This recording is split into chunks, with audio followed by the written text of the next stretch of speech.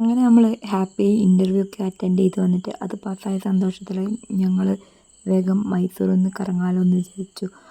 അങ്ങനെ അടുത്ത Uber book ചെയ്ത് നേരെ മൈസൂർ പാലസിലേക്ക് വിട്ടു. നമ്മൾ ഓഫീസിൽ നിന്നും ഒരു 9 കിലോമീറ്റർ കഴിഞ്ഞാൽ മൈസൂർ പാലസാണ്. ഇവിടെ വന്ന സമയത്ത് ഏറ്റവും കൂടുതൽ കാണാൻ കഴിഞ്ഞത് മരം കൊണ്ടുണ്ടാക്കിയ കുറച്ച് സാധനങ്ങളാണ്. പിന്നെ എൻട്രി ഫീസ് എടുത്ത് നമ്മൾ ഉള്ളിലേക്ക് കയറി.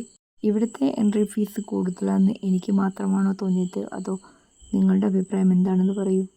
ഒരുപാട് സ്കൂൾ കുട്ടികൾ, കോളേജ് കുട്ടികൾ, അവരുടെ തിരക്കായിരുന്നു.